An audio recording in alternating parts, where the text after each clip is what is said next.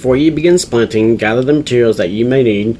The amount of material may vary for each patient due to size and age of patient. The material listed here is for an average adult patient. For the Robert Jones splint, you will need to gather the following materials: 1 4-inch web roll, 1 Robert Jones dressing pack, 10 sheets of 5-inch by 45-inch plaster, 1 cotton roll, scissors, and 1 water. To prepare for the Robert Jones splint, size the stirrup slab so it passes under the plantar surface of the foot and extends up medial and lateral sides of the leg to just below the level of the fibular head, and tear 1 inch off the width depending on the patient's size. Open the Robert Jones dressing pack and cotton roll. Before you begin, the layers are as follows. It begins with 1 layer of web roll, then the cotton roll, stretch bandage, plaster, then stretch bandage again, and lastly Coban. Make sure you have 1 water ready, and after you are done, clean your area and discard the water in the high flow system such as a toilet or hopper found in a sole utility room. This is the Robert Jones splint. You start with a single layer of web roll. This protects the skin from the cotton, as the cotton can make the skin very itchy.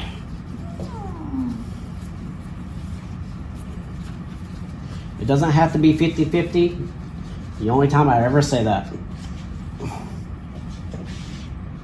Next we have the cotton. The way I like to do this is when you go around the foot, just tear it a little bit. Do this 3 times. So 1, 2,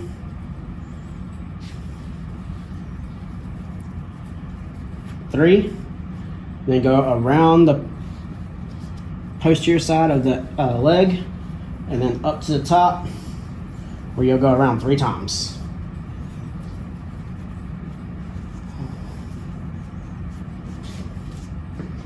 Then you apply a single layer of cling wrap.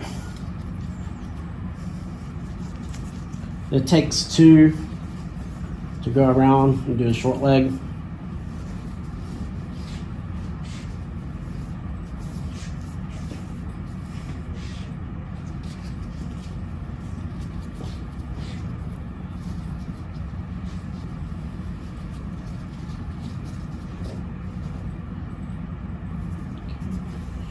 Make sure you put the patient in the correct position.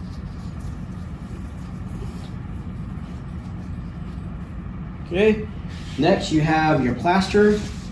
I have already sized it to the patient. And then you dip it and do the 3 S's.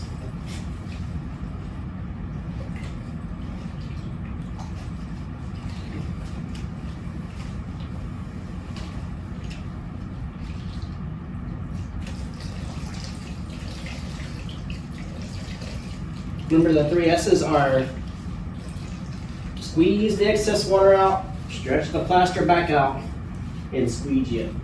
You want the plaster nice and smooth so that it does not break.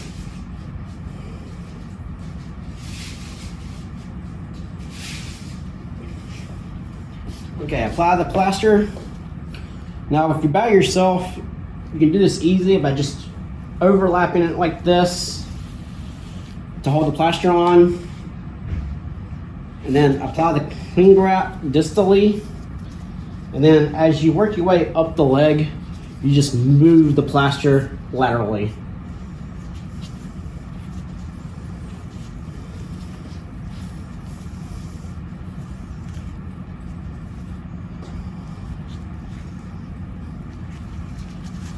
See how much easier that was? If you have somebody holding for you, it's nice, but if you don't, that's okay. You can always work it by yourself. You might want to just put the patient's leg on your chest to help them hold it up. That'd be nice. Now that we got the cling wrap on, we're able to apply the Coban.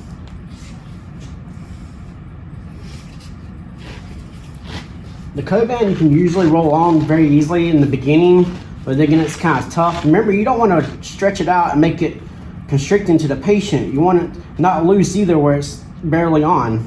So you just got to pull a little tautness to it. So stretch the the coat band out, and then you come back a little bit and go over the patient. So stretch it out, and then apply it. Stretch it out, come back out, come back down, and then apply it. Stretch it out, release it, whichever way you want to do it. When it gets about to the end, I just like to go ahead and cut it and get a new coat band roll.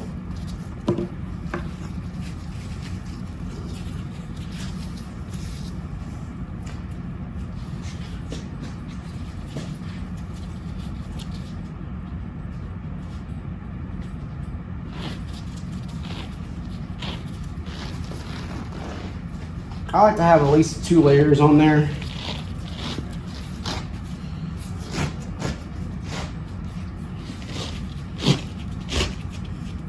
Coat bands can sometimes be very difficult to roll with, but just take your time and you'll get it. As you notice, I'm doing the 50-50 technique too. And it looks very nice. Now once you get everything covered, you don't need any more, just go ahead and cut it. The coat band is self-adhesive, so you don't need tape. So you just pat it down to the coat band and then mold it a little bit, get the patient back at 90. And then I like to tuck in my edges, just like as I do with mace wrap. It just looks nice.